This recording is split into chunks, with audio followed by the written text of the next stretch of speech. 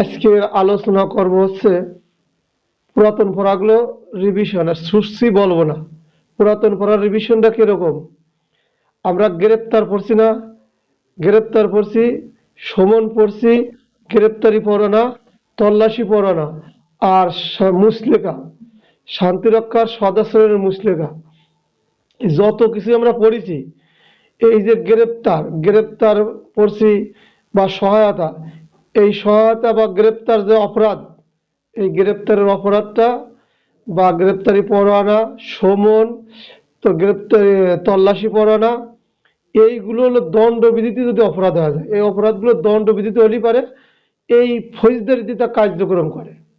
দণ্ডবিধিতে কেমন, প্রথমে গ্রেপ্তার করি 46 যে গ্রেপ্তার আছে, এই যে গ্রেপ্তার 46 গ্রেপ্তার, এই গ্রেপ্তার কারা করে? এই গ্রেপ্তার আছে পুলিশও করে, সাধারণ জনগণও করে, ম্যাজিস্ট্রেটও করে, করে কিনা? এই গ্রেপ্তারটা জনগণ করে, 43 দেখো জনগণও করে, জনগণ যে পরোয়ানা গ্রেপ্তার পরোয়ানা দেয়, আর 59 দ্বারাও জনগণ করে, পুলিশ করে। পুলিশ কোন সময় করে? ডিউটিরত অবস্থায়। পুলিশ ডিউটিরত অবস্থায় গ্রেপ্তার করে। পুলিশ ডিউটিরত অবস্থায় কখন গ্রেপ্তার করে? আমলযোগ্য অপরাধ করুক আর আমলের অযোগ্য অপরাধ করুক, গ্রেপ্তার কিন্তু করে। তাহলে গ্রেপ্তার পুলিশ করুক আর জনগণ করুক। আর ম্যাজিস্ট্রেট 63 আর 64 আর 65 দ্বারা ম্যাজিস্ট্রেট গ্রেপ্তার করে। তাহলে গ্রেপ্তার কারা কারা করে? পুলিশ, আমরা আইন শৃঙ্খলা ডিউটি করি, বিডিআরও করে, বিডিআরও গ্রেপ্তার করে তার সীমান্ত এলাকায়। সামরিক বাহিনী বেআইনি সমাবেশের সময় গ্রেপ্তার করে। তাহলে এক কথায় সবাই গ্রেপ্তার করতে পারে, গ্রেপ্তারের ক্ষমতাবান যখন সে হয়ে যায়।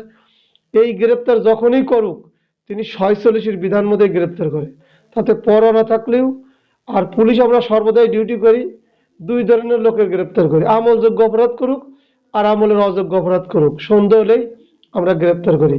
এই গ্রেপ্তার 46 করা হয়। আর এই যে অপরাধগুলো জনগণ করে, আমলযোগ্য অপরাধ করে বা আমলের অযোগ্য অপরাধ করে, সরকার কর্তৃক ঘোষিত, বেশি অপরাধ না, 3টি। তাহলে এটা হলো আমলযোগ্য করে, আমলের অযোগ্য করে। আর সরকার যার ঘোষণা করছে ওই উক্ত ব্যক্তিকে ধরার জন্য যে সমস্ত লোক গ্রেপ্তার করে, পুলিশ করে বা আইন শৃঙ্খলা বাহিনী করুক, জনগণ করে হচ্ছে 59 ধারায়, ম্যাজিস্ট্রেট করে হচ্ছে লেগে 64 ধারায়। তাহলে গ্রেপ্তার কিন্তু সবাই করে। কৃষক জমির মালিক গ্রেপ্তার করে, এই গ্রেপ্তার করে ওই 45 ধারায়। করবার যা যে পদ্ধতি অবলম্বন করে, কৃষক বা জনগণের পদ্ধতি অবলম্বন করে বা আমরাও পদ্ধতি অবলম্বন করে গ্রেপ্তার কার্যকরী করি। যাক, এরপর আছে গ্রেপ্তারি পরোয়ানা। গ্রেপ্তারি পরোয়ানাটা কি জিনিস? গ্রেপ্তারি পরোয়ানা হলে আদালত নির্দিষ্ট ব্যক্তিকে বলে যে অমুক ব্যক্তিকে ধরে নিয়ে আসো, সহজ।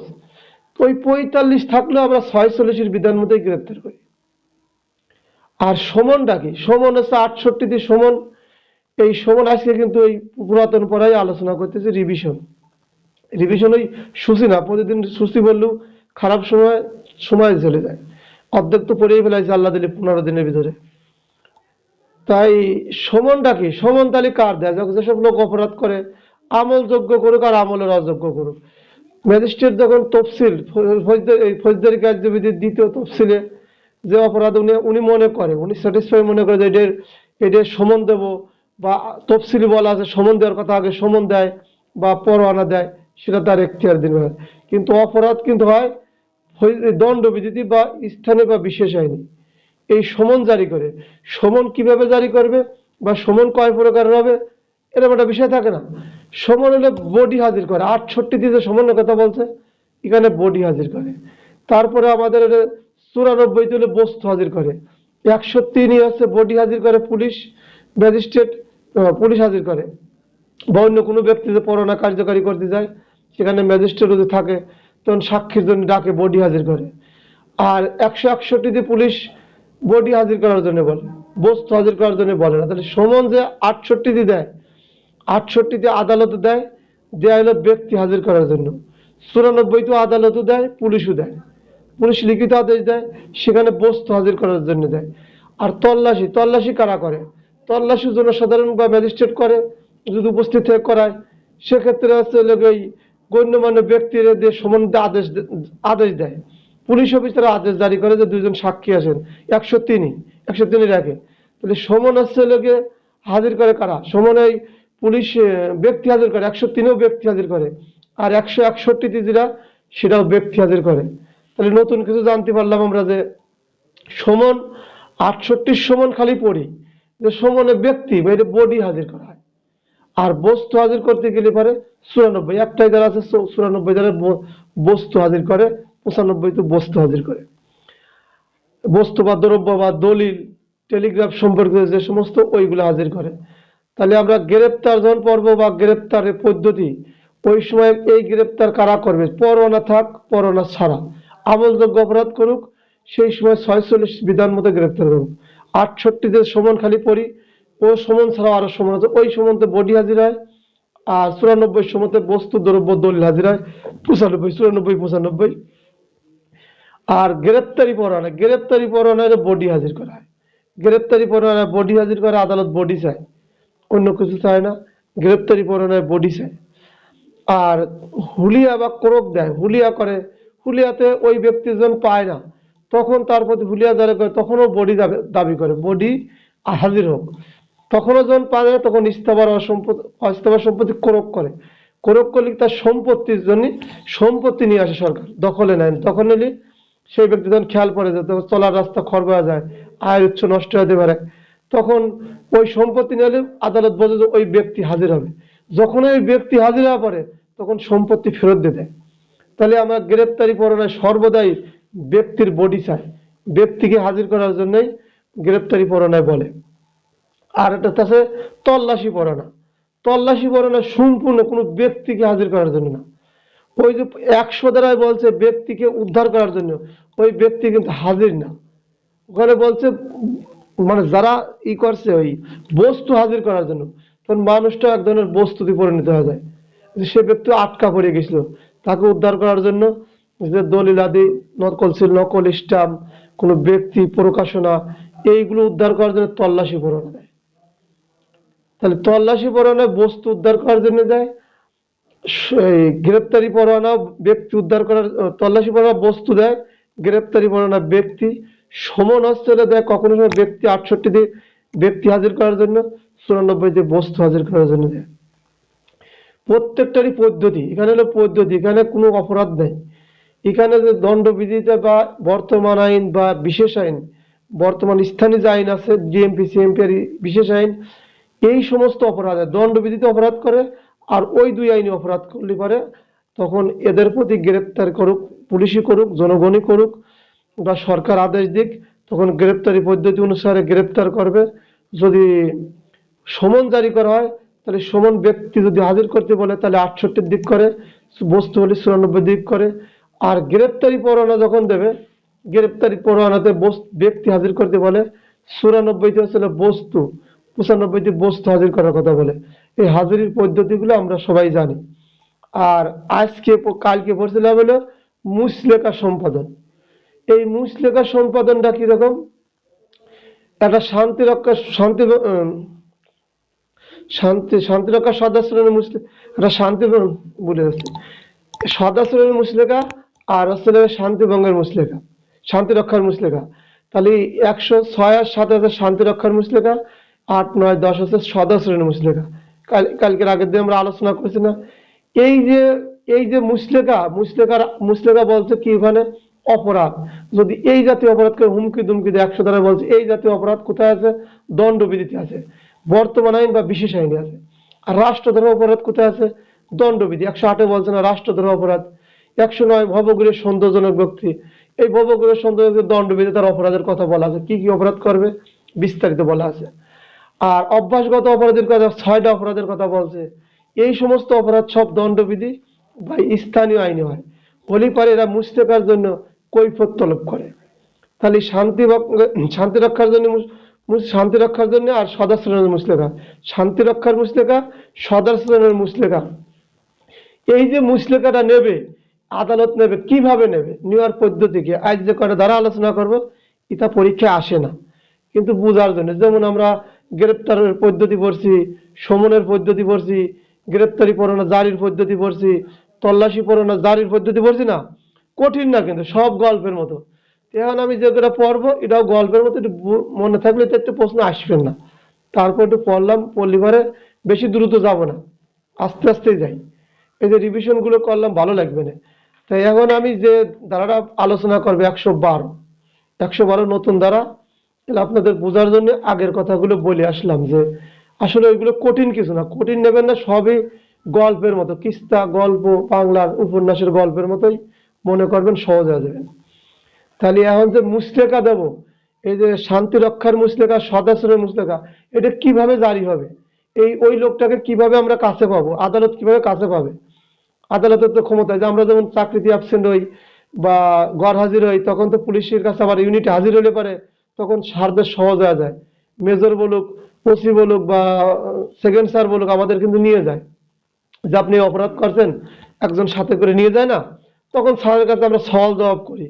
ঠিক এরকম আমরাও যে অপরাধগুলো করছি, ওই যে হুমকি দুমকি মারছি, রাষ্ট্রদ্রোহ করছি, ভবঘুরে সৌন্দর্যজনক বয়সে অভ্যাসগত যে অপরাধগুলো করে ফেলাইছি, এর জন্য আমাদের আদালত ডাকতেছে। কি কি কারণে ডাকতেছে সেইগুলো পড়ি। 112 বলছে যে আদেশ দিতে পারে। 112 কিন্তু কঠিন না, সেন্সিটিভ না, কেউ নেওয়ার বিশেষ প্রেশার নেওয়ার দরকার নেই। আমি গল্পে গল্প পড়বো, আগে রিডিং পড়বো। যে আদেশ দিতে পারে, 100 বলছে যে আদেশ দিতে পারে। কে আদেশ দেবে? এই আদেশটা ম্যাজিস্ট্রেট দেবে। কি ধরনের আদেশ দেবে? এক রিডিং করে তাহলে সহজ হয়ে যাবে। যখন কোনো ম্যাজিস্ট্রেট 107, 108, 109 বা 110 ধারা অনুসারে কার্য করিতে গিয়ে, মানে 107, 8, 9, 10-এর যে কার্যক্রম করতে গিয়ে কোনো ব্যক্তি গিয়ে ওই সমস্ত ধারার অধীনে কোনো কারণ দর্শানোর নির্দেশ দেওয়ার প্রয়োজন মনে করেন, তখন তিনি, তাহলে ম্যাজিস্ট্রেট যে 107, 8, 9, 10 এই এই চারটে দ্বারা, 7, 8, 9, 10 দ্বারা ওনার যে কারণ দর্শাবে, তার অপরাধটা কি তার জানা লাগবে না? যে আমি ডিউটিতে অ্যাবসেন্ট না ছুটিতে অতিবাস, আমাদের যেমন দুটো কারণ, আর এখানে চারটে দ্বারা চারটে কারণ। প্রথমটা কি কারণগুলো বলতে হবে 7, 8, 9, 10। এর কি কি কারণ? কারণ হচ্ছে বলছে প্রাপ্ত খবরের সারাংশ।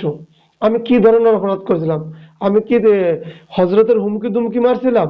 আমি কি হজরতের ভয়ভীতি দেখাইছিলাম? 107 দ্বারা এরকম বলছে না। আমার তাহলে এই কারণ, যদি আমার 7 দ্বারা ডাকি বলবে যে আপনি 107 দ্বারা অপরাধ করছেন, হুমকি দুমকি মারছিলেন, তাই আপনাকে তলব করা হয়েছে।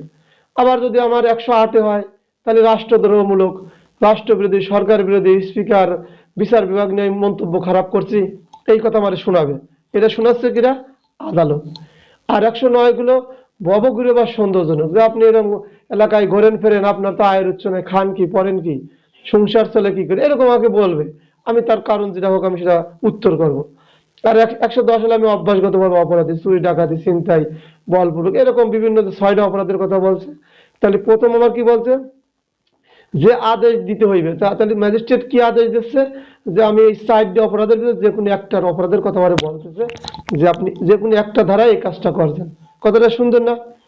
এরপরে বলছে কি? অর্থের পরিমাণ। উনি যে কারণ দর্শাইছিল আমাদের আগে, আমি বললাম যে 1 বছরের কারণ বা জামিনদার সহ জামিনদার পেতে বলছি না, ওখানে অর্থের পরিমাণ আছে। বলছে আপনার এই পরিমাণ অর্থ দিয়ে জরিপ, মানে অর্থের মুচলেখা দিতে হবে। এটা অর্থের মুচলেখা, একটা জিনিস খেয়াল রাখবেন আপনারা, আদালতে সবাই গেছেন, আদালতে দেখবেন ওই 5,000 টাকা বেল বন্ডে জামিন রাখে, 50,000 টাকা বেল বন্ডে জামিন রাখে, 500 টাকা বেল বন্ডে জামিন রাখে। এই বেল বন্ডটা কি? অনেকের হয়তো জানা নাই। বেল বন্ড কিন্তু নগদ টাকা গুনে দেয় না আদালত। ওই ম্যাজিস্ট্রেট যখন কোনো জামিন ধরে, তখন বলে যে অনেক লোক আছে না বড় লোক, টাকা পয়সার মালিক, তাদের বেশি টাকা ধরে, বড় অপরাধ, তখন ওটা বলে আপনি 1 লাখ টাকার বেল বন্ড ধরেন, যদি মক্কেল পরবর্তী তারিখে না আসে, তাহলে আমরা 1 লক্ষ টাকা ক্ষতিপূরণ দেবো। এই টাকা যেদিন প্রথম জামিন ধরে, তখন এই টাকা দেওয়া লাগে না, নগদ টাকা গুনে দেওয়া লাগে না। উনি যদি পরবর্তী কার্য দিবসে দেয়, তাহলে গুনে দেওয়া লাগে না। 500 টাকার জন্য আমার বেল বন্ড ধরছে, আমি 500 টাকা জামিন নিয়েছি, তো পরবর্তী কার্য দিবসে যদি আমি না আসি, তাহলে 500 টাকা আমার জরিমানা দিয়ে তারপরে আমি হাজির হব। কিন্তু আমি কি করছি? যথা টাইমে হাজির হয়েছি, তাহলে আমার 500 টাকা দেওয়া লাগে নাই। আর যেদিন আমার জামিন ধরলো 500 টাকার বিনিময়ে, 10,000 টাকার বিনিময়ে বেল বন্ড ধরছে, ওই দিন 10,000 টাকা গুনে দেওয়া লাগে না। আমি যদি নির্ধারিত তারিখ বাইলট করে ফেলি জামিন ধরার পরে, তাহলে আগে আমার এই টাকা গুনে দিয়ে চালান দিয়ে আসতে হবে, তারপরে আমার জামিনের ফয়সালা হবে। জিনিসটা সুন্দর না? এটা কিন্তু বেল বন্ড এভাবে ধরে। বেল বন্ড নগদ টাকায় হয় না। যদি আমি বাইলট করি, আমি যদি ওই দিন হাজির না হই, তখন তো পরোয়ানা জারি হয়। পরোয়ানা তো হয়েছেই, আমার টাকা আগে চালানে জমা দিয়ে আসতে হবে, তারপরে জামিনের ফয়সালা হবে। এখনো তাই বলছে কি, এই যে আমাদের জন্য শান্তি রক্ষা মুসলেকার জন্য যে তলব করছিল যে আমি 107, 108, 109, 110-এ যে কোনো একটার কথা উল্লেখ করছে যে আমি আপনার নির্দিষ্ট করছে খবরের সারাংশটা কি, আমরা তো সবাই সারাংশ পড়ছি, একটা কথা বলছে।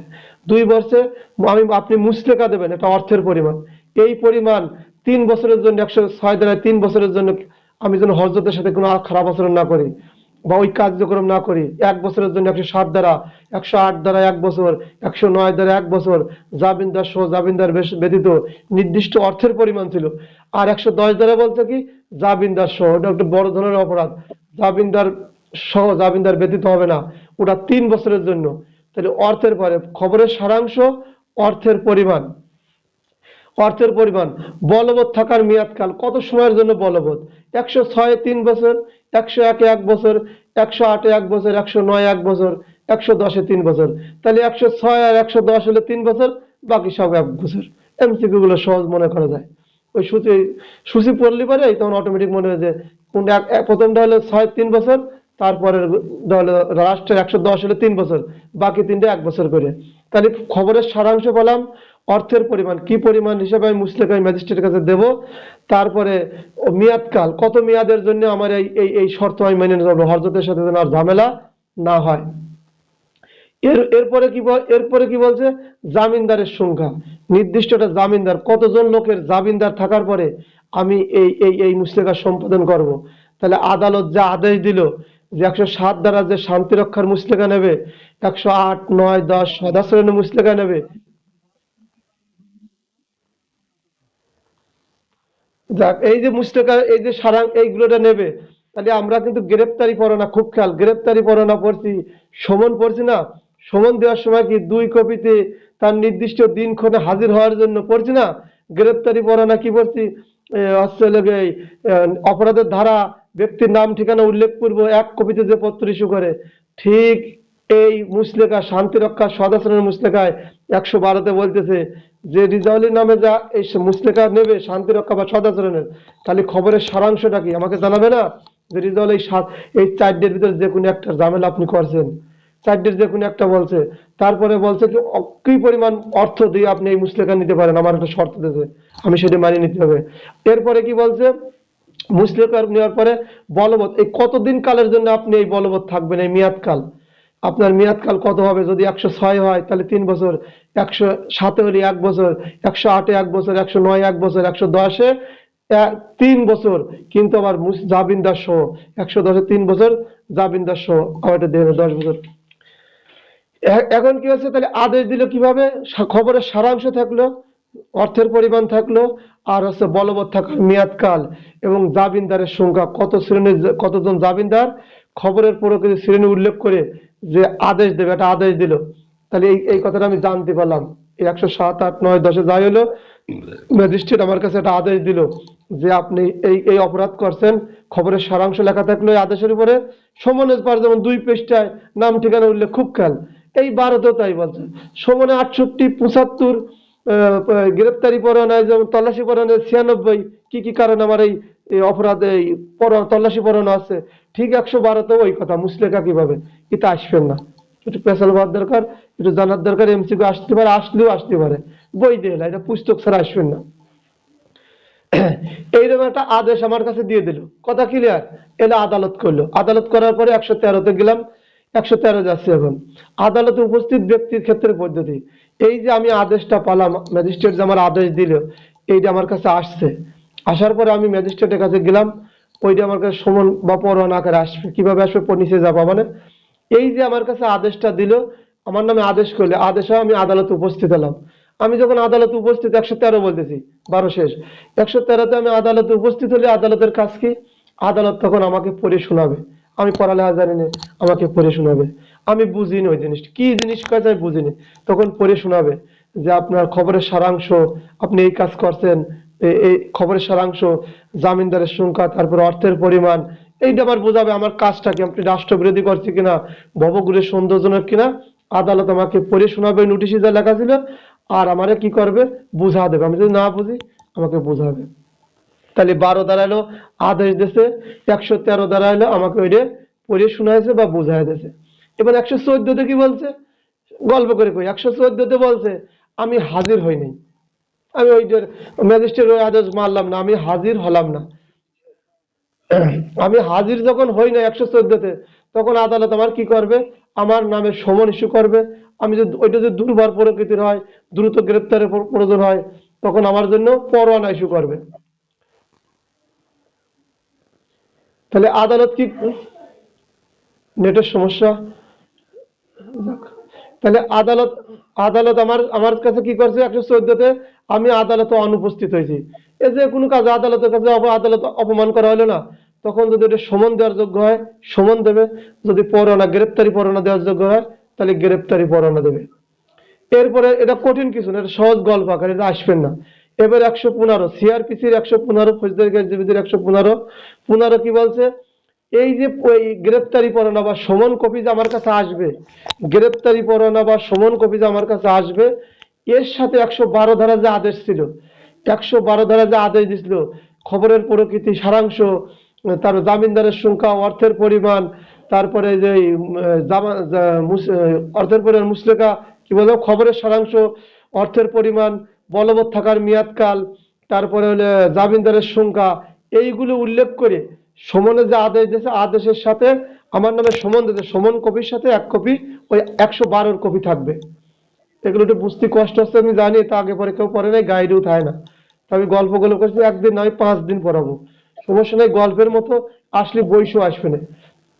সমনজারি পদ্ধতি জীবনে সবাই জানি, গ্রেপ্তারি পড়ার পদ্ধতি সবাই জানি, তল্লাশি পড়ানোর পদ্ধতি সবাই জানি, শান্তিরক্ষা সদাচরণের পদ্ধতি কিভাবে এটা সমাধান করব, খালি তো 10 পন্থী করলাম, বাকিটা করা লাগে না। এটা মুখস্থ করা লাগবে না, সূচু করা লাগবে না, গল্প আকারে পড়ি, এমসিকিউ আসলে পারে বা আসিও যদি যায় তাহলে লিখতে পারবেন।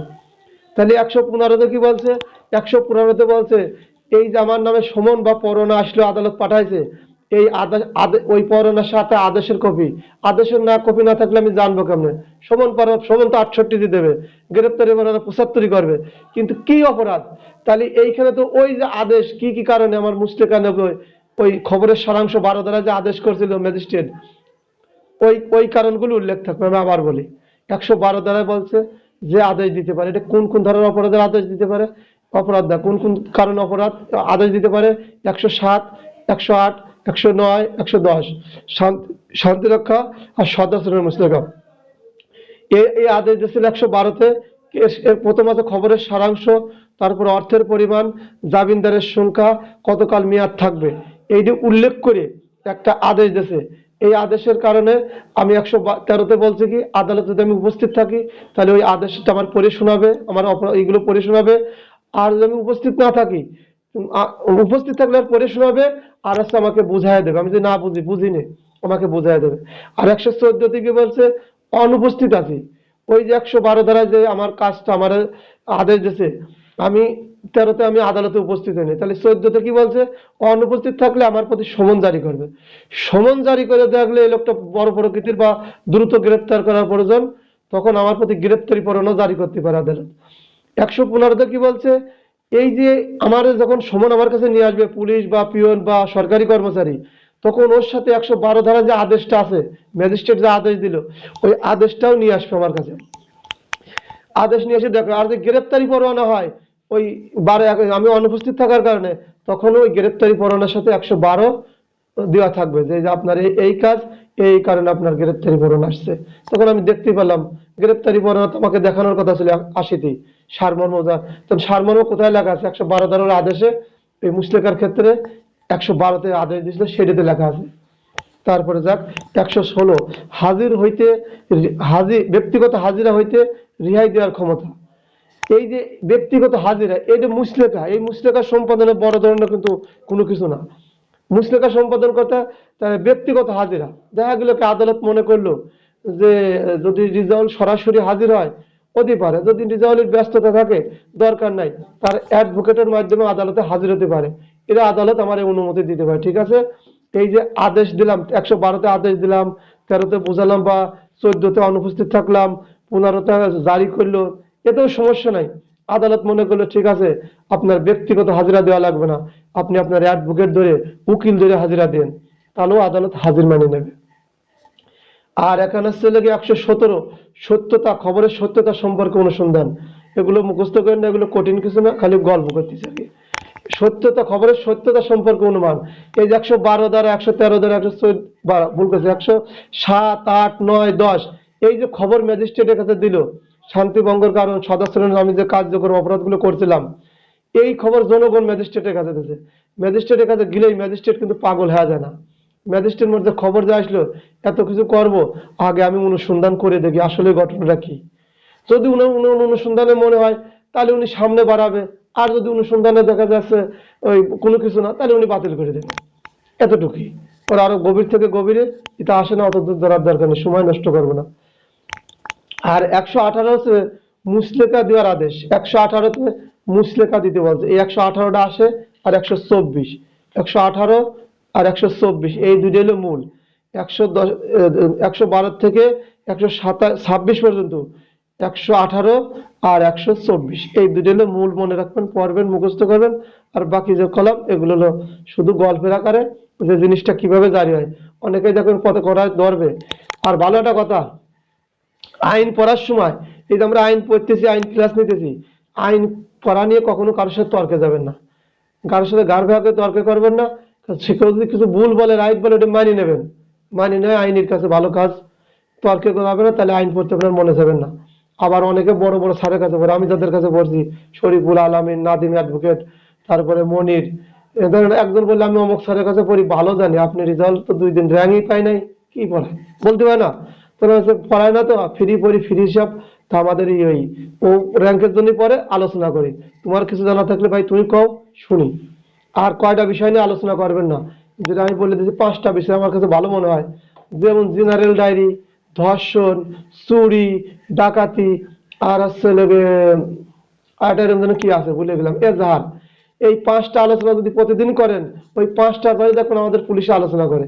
এই 5টা ছাড়াও মেলা অপরাধ আছে যা আলোচনা করলে আমার আপনার কাজে লাগবে। বলপূর্বক গ্রহণ আলোচনা করেন, দস্যুতা আলোচনা করেন, জালিয়াতি আলোচনা করেন, প্রতারণা আলোচনা করেন, অনিষ্ট আলোচনা করেন, তারপরে অনধিকার গৃহে প্রবেশ আলোচনা করেন। কত ধারা আছে, তা না করে ফট করে চলে যায় আলোচনা কিছু জেনারেল ডায়েরি। 4-5টা ধারা ইস্যুতে আছে জেনারেল ডায়েরি।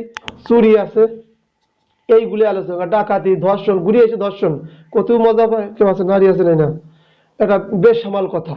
ওইগুলো কেউ আলোচনা করবেন না, আলোচনা করবেন যেটা জানার জন্য, যে ভাই এগুলো তো সবাই করে, আমরা আসে অন্যটা আলোচনা করি। যাক, পড়ায় ফিরে আসি। তাহলে এক পর্ব হলে কি আপনারা 118 পড়বেন, 106 থেকে 110-এর পরে 118টা পড়বেন, আর 124 পড়বেন। 27, 28, 29, 30 কমানে আজকে না। মুচলেকা দেওয়ার আদেশ, তাহলে মুচলেকা দেওয়ার আদেশটা আমি পড়ি, ছোট তো আছে পড়ে নেই। এইরূপ অনুসন্ধানের পর যদি প্রমাণ হয় যে শান্তিরক্ষা বা সদাচরণের জন্য যার সম্পর্কে অনুসন্ধান করা হইল, শান্তিরক্ষা বা সদাচরণের জন্য তাহার জামিনদার সহ বা জামিনদার ব্যতীত মুচলেকা সম্পাদন করা অপ্রয়োজন, তাহলে ম্যাজিস্ট্রেট সেই অনুসারে আদেশ দিবেন। তাহলে কি অনুসন্ধান করছে, আদালত অনুসন্ধান করে দেখছে যে আসলেই জামিনদার সহ হতে পারে বা জামিনদার ব্যতীত হতে পারে। যে আমরা 106 থেকে 10 পর্যন্ত পড়ছি, অনেক সময় জামিনদার সহ জামিনদার ব্যতীত আছে। তা আদালত অনুসন্ধান করার পরে মনে হয়েছে যে আসলে জামিনদার সহ বা জামিনদার ব্যতীত আসলে মুচলেকা সম্পাদন করার প্রয়োজন, তখন আদালত এই মুচলেকার জন্য আপনার আমাকে আদেশ দিতে পারে। কারণ অপরাধ তো আমি করছি, আমার আদেশ দিতেই পারে। এটা মুচলেকা সহ, মুচলেকা ছাড়া। এই মুচলেকা সহ, মুচলেকা সহ আদেশ দেওয়ার 3টে পর্যায়ে আছে, প্রথম, তৃতীয়, তৃতীয়, বা 1, 2, 3। একটা পড়ি, তারপর সংক্ষেপে করে কমানে। খেয়াল করেন, আপনারা যদি মূল বই না পড়েন, আমি পড়ি।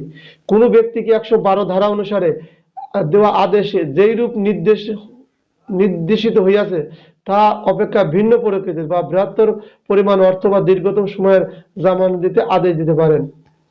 তো বলছে কি 118-এর 1-এ বলছে 112 দ্বারা যে আমার আদেশ দিছিল, ওই খবরের সারাংশ ওখানে অর্থের পরিমাণ ছিল, জামিনদারের সংখ্যা ছিল বা মেয়াদ কাল ছিল।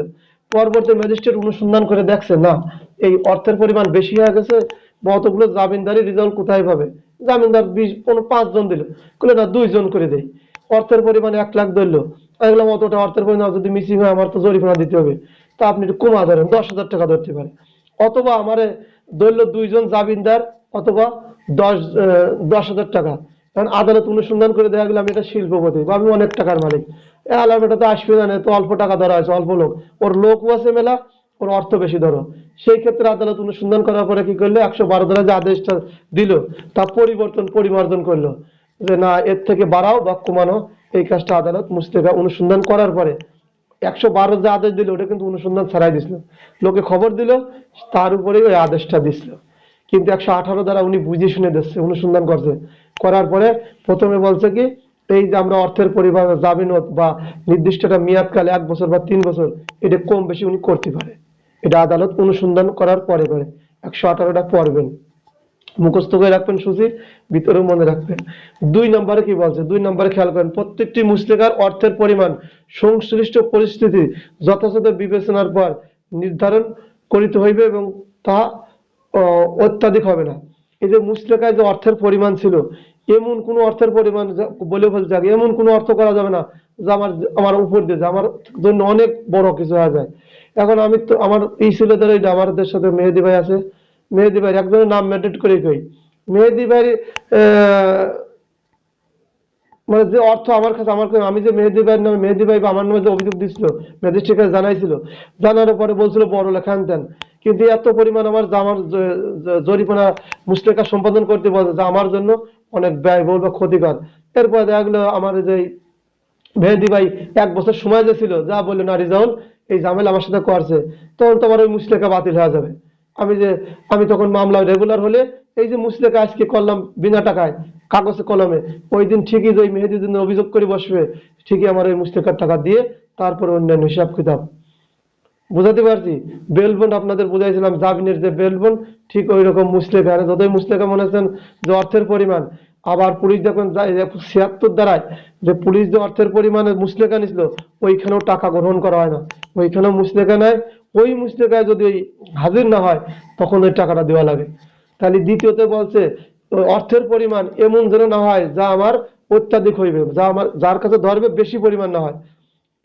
এরপরে তৃতীয় বলছে কি, যে ব্যক্তির বিরুদ্ধে আদালত অনুসন্ধান করার পরে দেখছে ওইটা নাবালক, ওই নাবালকের কাছ থেকে মুসলেকা নেওয়া যাবে না। তাহলে ওই নাবালকের কাছ থেকে আদালত মুসলেকা নেবে না। মুসলেকা বা জামিনদারগণ, মুসলেকা দেবে জামিনদার, ওর যে জামিনদার থাকবে, তাহলে নাবালকের কাছ থেকে মুসলেকা নেবে। তাহলে 118 প্রথম কি বললাম, 117 কিন্তু আদালত যে খবর যে দিছিল, আদালত 12, 13, 14, 15, 16তে যাই কিছু করছে, 117তে আদালত যা অনুসন্ধান কার্যক্রম করছে। এই আপনারা অনেকে মনে হয় বুঝতেছেন না, আমি আরেকদিনও কব, আমরা এটা 5 বার পড়ব না। আমার রেকর্ডিং আল্লাহ দিলে যদি আমার কাগজ কলম হয়ে যায়, তখন আমার মানসিকভাবে প্রেশারও কম থাকবে না। ওই রেকর্ডিং সিস্টেম, জুম সিস্টেম আমি করে নেব না। তারপরে আমার সহযোগিতা করবেন যে ওই আমাদের জয় নীলফামারী, আপনারা সবাই শোনেন, এএসআই স্যাররা আছেন, নায়ক উস্তাদ আছে, কোন সময় সবাই মিলেই চেষ্টা করে, আল্লাহ ভরসা। তাহলে 118 হচ্ছে মুসলেকা দেওয়ার আদেশ। এই মুসলেকা যে দেবে, এই আদেশ দেওয়ার সময় আদালত অনেক হিসাব করে দেখবে যে আসলে বেশি কম করা যায়। এই যে 12 দ্বারা দিয়ে বসছিলাম, ওইটা তখন কমাবে। যদি দেখা গেলো আমার অর্থের পরিমাণ, আমি অর্থনৈতিকভাবে স্বাবলম্বী, আমি নিতা টাইপের অনেক লোকজন আসে, তখন জামিনদারের সংখ্যা, অর্থের পরিমাণ আদালত অটোমেটিক বাড়া দেবে। আবার যা দেখলাম আমি আর একেবারে সামান্য, বা আমার সমাজে খাবারই চলে না, সংসার চলে না, সেক্ষেত্রে কমা দিতে পারে আদালতের এখতিয়ার। আর অর্থের পরিমাণ এতখানি হবে না, 2 বলছে অর্থের পরিমাণ অত্যাধিক হবে না, যেটা আমি বহন করতে পারবো বা যার নামে মুসলেকা, ততটুকুর জন্য হয়।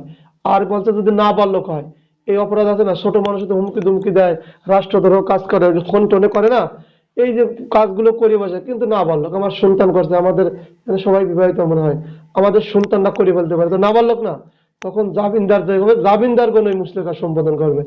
তাহলে 100 কি পড়বেন, এই 110-এর পরে মাত্র 118টা পড়বেন, এটা আসতে পারে। এরপরে চলে গেলাম 124, আর চালানো পারবো না। 124-এর শিরোনামটা পড়ি, আর 124-এর 6 পড়বো, 5 আর 6। 124-এর 5 আর 6 পড়লেই পাওয়া যায়। তাহলে মোট দুটি দ্বারা আপনারা পড়বেন, এত কঠিন কিছু না। আমি গল্প করতে আমার কষ্ট হয়, আপনারা খালি শুনছেন। আবারও কখন শুনতে শুনতে এখন ভালো লাগবে না, বেশি দূর যায় না। আর আমরা যার কাছে যে আলামিনের কাছে শরীফুল কাছে করতাম, একের পর 1, 2, 3 করে বলতে থাকে, তখন বোরিং লাগে, তখন কষ্ট হয়, মনে হয় যা পারবো না, চলে যাবো। কিন্তু ইতারতে তো আমার প্রশ্ন আসবে না, আমি কি ব্যারিস্টারি করতে চাইছি না, দরকার আমাদের র্যাঙ্ক, আমরা যে ওই র্যাঙ্ক করতে এত ব্যারিস্টারি করা লাগে না, আমি যেটা মনে করি। তা যাক, এর ভিতরে বাহির আলী পারে জবাব দিতে আমি করবেন ইনশাল্লাহ। এই যে 112 থেকে 124, 126 পর্যন্ত, এই 24 আর 18-র ভিতরে আসতে পারে, বাকি আসার কোনো সুযোগই নেই। এমসিকিউ আলী আসলো, সেটা তো পড়েই ফেললাম। অর্থের পরিমাণ কখন কমান বাড়ানো যায়, নাবালকের ক্ষেত্রে এমসিকিউ করার সময় বলো, আমি তো এমসিকিউ লিখে লিখেই বলবো। এক এক ধারাতে 5টা 10টা, 5টা 10টা হবে না, গল্প আসবে না, 4-5টা করে এমসিকিউ করবে এক এক ধারা থেকে ইনশাল্লাহ, কখনো বেশি কখনো কম। এখন আসছে 124। 124 বিনা পড়ানায় পড়ি, বারবারই পড়ি। কিভাবে বিনা পড়ানায়, তাহলে জিনিসটা জানি নেই কি কারণে বিনা পড়ানায়। অনেকগুলো তো পড়ছি আগেও বিনা পড়ানায় পড়ি, তাহলে 24-এর বিনা পড়ানায় কি, খালি এইটুকু যদি জানতে পারি তাহলে সহজ আছে। তাহলে আমি আগে রিডিং করে নিই, আপনারা মূল বই পড়বেন, মেহেদী উস্তাদ মূল বই পড়বেন, ইনশাল্লাহ তাহলে সহজ হবে। আর লাগিয়ে থাকবেন। মেহেদী আমার 18 লোক, আমি ওনার অনেক, আমার খুব ভালো মানুষ, একসাথে চলছিলাম মেহেদী ভাইয়ের সাথে। তাহলে 124 হলে মুচলেকা দিতে অপারগতার জন্য যেই ব্যক্তি কারারুদ্ধ হয়েছে তাহাকে মুক্তিদানের ক্ষমতা। মুচলেকা দেওয়ার সময় অনেকে মুচলেকা দেয় না, গাড়তারা করে না, তাদেরকে আদালত কারারুদ্ধ করছে। আমরা বেশি পড়বো না। এই মুচলেকা দিতে অপারগতা করছে, আদালত কয় যদি মুচলেকা দে তুই এই শর্ত মানি নেয়, ও গায়ে দেবো না। আপনারা খেয়াল করেন 76 দ্বারা যে গ্রেপ্তারি পড়ে না, জামিনযোগ্য গ্রেপ্তারি পড়ে না 76, ওখানে কিন্তু কইছিল কি, মুচলেকা দিতে বলছিল, যা তারপরে অর্থের পরিমাণ বলতেছে, নির্দিষ্ট একটা সময় হাজির হতে বলছিল। ও যদি ওইটা ভায়োলেট করতো ঠিকই কিন্তু ধরে নিয়ে যেত, কিন্তু ওই কাজ করে ফেলালি আদালত ধরে নিয়ে যায় না, তো ওগুলো জামিনযোগ্য হয়। ঠিক এই যে 124 একই কথা, মানে মিলাবেন না, ওইটার এটা একটা, এটা মুচলেকার ক্ষেত্রে ওইটার এক হিসাব, এইটার এক হিসাব। এইটা হচ্ছে মুচলেকা দিতে বলছে, যে আমরা 118, 12, 13, 14, 15 পড়লাম, এখানে এই মুচলেকা অর্থাৎ বহুত কিছু কষ্ট দেয় না, বডি নিয়ে যেতে পারে নাই। তো এই মুচলেকা দিতে অপারগতা করেছে, আদালতের কাছে আমি দিতে পারবো না। সেই ক্ষেত্রে আদালত কি করছে, 105-এ চলে যাই, বেশি পড়বো না, 5-এ পড়ি। 124-এর 5 পড়ি, খেয়াল করেন। যে জেলা ম্যাজিস্ট্রেট বা অব্যাহতির আদেশ দিয়েছে, যে জেলা ম্যাজিস্ট্রেট বা অব্যাহতির আদেশ দিয়েছে, মানে জেলা ম্যাজিস্ট্রেট অব্যাহতির আদেশ দিয়ে তিনি অথবা তার পরবর্তী, জেলা ম্যাজিস্ট্রেট পরিবর্তন হয় না, বদলি হয়ে যায় না, তার পরবর্তী স্থলাভিষিক্ত, মানে এক ডিসি বদলি হয়ে গেছে, আরেক ডিসি আসছে। ব্যক্তি যদি মনে করেন যে সংশ্লিষ্ট ব্যক্তিকে যে শর্তে অব্যাহতি দেওয়া হয়েছে উহার উহার কোনটি পালন করা হয় নাই, তাহলে তিনি অব্যাহতির আদেশ বাতিল করতে পারেন। মানে যে জেলা ম্যাজিস্ট্রেট বা যে ম্যাজিস্ট্রেট ওনার এই মুচলেকা সম্পাদন করছিল, করার পরে পরবর্তী ম্যাজিস্ট্রেট আসে দেখছে না, এটা এই যে আদেশ দিয়েছে এটার বেশি কম হয়েছে, এটা পছন্দ হচ্ছে না, উনি আদেশ বাতিল করে দিয়েছে। তাহলে মুচলেকার কারণে উনি কারারুদ্ধ হয়েছিল, করার পরে আবার কি করছে, বা ছাড়ি দেওয়া ছিল, তখন ওই মুচলেকার আদেশ বাতিল করে দিয়েছে। মুচলেকার আদেশ পরবর্তী জেলা ম্যাজিস্ট্রেট বাতিল করে দিলে পারে 6 দ্বারাই 124-এর 6 আমরা বিনা পড়ানায় করবো। কোন করবো, যখন 5 উপধারার অনুসারে কোনো শর্তদিন অব্যাহতির আদেশ বাতিল করা হয়, তখন যে কোনো পুলিশ অফিসার সংশ্লিষ্ট ব্যক্তিকে বিনা পড়ানায় গ্রেপ্তার করিতে পারেন এবং অথবা তাকে জেলা ম্যাজিস্ট্রেটের নিকট হাজির করিতে পারেন। এতটুকু, এর নিচে আরো মেলা আছে, 15 লাইন, ওর দরকার নেই আমাদের। তাহলে যে এই যে 5 যে শর্ত, ওই যে ম্যাজিস্ট্রেট বাতিল করে দিল, ম্যাজিস্ট্রেট মুচলেকা বাতিল করে দিল, ওই যে মুচলেকার শর্ত লঙ্ঘন করলো, তখন ম্যাজিস্ট্রেট পুলিশ অফিসার কি করবে, ওকে বিনা পরোয়ানায় গ্রেপ্তার করবে। যাক, আবার তাহলে 107-এর থেকে আসি। 107 হচ্ছে লাগে 107 সালে দণ্ডিত ব্যক্তি, 106 হলে দণ্ডিত ব্যক্তি শান্তিরক্ষা মুচলেকা। যখন কোনো ব্যক্তি দণ্ডপ্রাপ্ত হয়, যখন কোনো ব্যক্তি দণ্ডপ্রাপ্ত হয়, আদালত যখন দণ্ড দেয়, দণ্ড ভোগের শেষে তাকে শান্তি রক্ষার জন্য একটা 3 বছর সময় দেয়, যে আপনি ভোগ শেষ করার পরে লোক ভালো হবেন না, দুষ্ট প্রকৃতির, তখন 3 বছরের জন্য একটা মুচলেকা সম্পাদন করে। এই মুচলেকার শর্তে 3 বছরের ভিতরে আপনি ওই কাজ করবেন না। 110 আছে অন্যান্য ক্ষেত্রে শান্তিরক্ষা কমিশনার, জেলা ম্যাজিস্ট্রেট, নির্বাহী ম্যাজিস্ট্রেট, শান্তিভঙ্গ, সর্বসাধারণ প্রশান্তি নষ্ট হতে পারে এমন কাজ করছে, তখন এই আদালত কি করছে, 1 বছরের সময় কেন আপনাকে কারণ দর্শানো হবে না, এই মর্মে একটা নোটিশ জারি করে। এইটা হচ্ছে লেগে 1 বছরের সময়কাল। আর 108 হচ্ছে রাষ্ট্রদ্রোহমূলক, রাষ্ট্রদ্রোহমূলককে 123-এর 123 123 123 124 123-এর ক 124-এর ক, তারপরে 153 শ্রেণী সময় বা গোত্রের মধ্যে।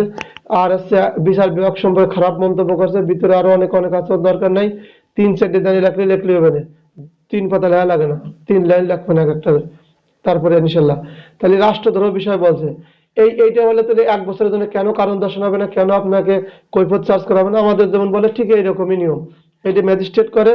আর 100 প্রতিরোধমূলক কাজ করে 149 থেকে 153। আর আমরা পুলিশের যে অপরাধগুলো করি, তখন ডিউটিতে অ্যাবসেন্ট বা গরহাজির, ছুটিতে অতিবাস, ডিউটিতে গরহাজির হলে তখন আমাদের যে কারণ দর্শা ঠিক একই নিয়ম, একই রকমের, ওইটা পুলিশ করে, এটা ম্যাজিস্ট্রেট করে সবার প্রতি। অপগ্রেস, সন্দেহজনক ব্যক্তি, সদস্য মুচলেকা। এরপরে আসছে 110 হচ্ছে অভ্যাসগত অপরাধীর সদস্য। 110 অভ্যাসগত অপরাধী 3 বছর জামিনদার সহ, এখানে জামিনদার ব্যতীত না, জামিনদার সহ 10। আর এই 4 ডেট হচ্ছে লেগে 107, 8, 9, 10 হচ্ছে লেগে একটা আদেশ দেয়। এর খবরের সারাংশ, অর্থের পরিমাণ, বলবৎ থাকা মেয়াদকাল, জামিনদারের সংজ্ঞা উল্লেখ করে একটা আদেশ দেয়। এই আদেশের কারণে আমি আদালতে উপস্থিত হব। আদালতে এটা আমার পড়ে শোনাবে, 113তে আদালত আমার পড়ে শোনাবে আদালতে উপস্থিত থাকলে। আর আমি যদি না বুঝি আদালত আমাকে বোঝায় দেবে। আর 114তে কি বলছে, আমি হলো অনুপস্থিত ছিলাম আদালতে। আদালত তখন কি করছে আমার প্রতি সমন বা যদি দুর্বার পরিস্থিতি হয়, দ্রুত গ্রেপ্তারের দরকার, তখন পরোয়ানা ইস্যু করে। এটা আদালতের ইচ্ছাধীন ক্ষমতা।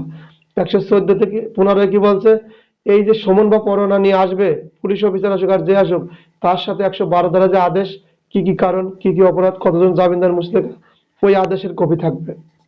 116 হলো ব্যক্তিগত হাজিরা থেকে রেহাই দিয়েছে, যে আমি ব্যস্ত লোক বা আমি ওই লোক রেজাল্ট ব্যস্ত, দরকার নেই ওরা হাজির করার, ও যেন আইনজীবীর মাধ্যমে হাজির হয়, তাহলে আদালত মানে নেবে। যেমন দলিল বা বস্তু বা দ্রব্য হাজির করার জন্য আমরা কিন্তু সমনে খেয়াল রাখবেন, কোন সরাসরি যে ব্যক্তির কাছে আসলে ওই ব্যক্তি হাজির না হওয়া 94টি, অন্য কোনো ব্যক্তি 94% অন্য কোনো ব্যক্তি দিয়ে হাজির করালেও হাজির হয়েছে বলে আদালত গণ্য করে। ঠিক 116তে আমার বডি হাজির না হলেও, আমি বডি যদি হাজির না করি, আমার অন্য কোনো অ্যাডভোকেট ধরে হাজির করলেও হয়ে যাবে। এরপর 117 সত্যতার খবর। এই যে আমার নামে যে খবর লটাইছিল লোকজন, যে অভিযোগগুলো করছিল, এখন আদালত তার অনুসন্ধান করে দেখছে। অনুসন্ধান করার পরে কি হয়েছে, 118 দামি দ্বারা পড়ে নিয়ে মুখস্থ করে বুঝে নেন। 118 দ্বারা আদালত তার সত্যতা অনুসন্ধান করে পাইছে। পাওয়ার পরে দেখছে যেটাই পাইছি এটার ওর যে জরিমানা ধরা হয়েছে, এই জরিমানার পরিমাণ বেশি আছে বা জরিমানা কম আছে, বাড়ান কমান করতে পারে ওটা। জামানতের পরিমাণ দীর্ঘতম কিনা এগুলো বাড়াবে। আর যদি আমার অর্থের পরিমাণ বেশি ধরে সেটা কমাবে। কাজটা যদি কোনো নাবালক শিশু করে, তাহলে তার জন্য জামিনদারগণ মুচলেকা সম্পাদন করবে। নাবালক কখনো মুচলেকা সম্পাদন করবে না, নাবালকদের মুচলেকা করাও যাবে না। তাহলে এমসিকিউ না, কার দিয়ে মুচলেকা সম্পাদন, নাবালকের ক্ষেত্রে এমসিকিউ মুচলেকা নাই। এরপর চলে গেলাম হলো 124। 124 বলছে মুচলেকাতে অপরাধের জন্য যে ব্যক্তিকে কারারুদ্ধ করা হয়েছে, অর্থাৎ মুচলেকার শর্ত লঙ্ঘন করলে বা মুচলেকার আদেশ বাতিল হয়ে গেলেই তখন পুলিশ অফিসার 124-6 বিনা পরোয়ানায় গ্রেপ্তার করবে। যা ক্লাস 1.5 ঘন্টা করলে সবারই কষ্ট হয়। এখন আপাতত আজকে রিভিশনের সাথে রিভিশন এক ধরনের করলাম, ওটা ধারাবাহিক সূচি না। আর যেদিন পুরা শেষ হয়ে যায়, আল্লাহ যদি দেয়, রেকর্ডিং অডিও ভিডিও করব। আর আস্তে দেরি জুম ক্লাসে অডিও ভিডিও গ্রুপে ছেড়ে দেবেন। আমার পড়ার ভিতরে যদি কেউ কোনো বুঝতে কষ্ট পান বা না বুঝে থাকেন, এখন বলেন। এটা কবেন 1 থেকে শুরু করে 126 তো পড়েন, 24, 25, 26 লাগবে না। 124-এর ভিতরে যদি কোনো কিছু জানার থাকে বলেন, কথা শেষ আমার।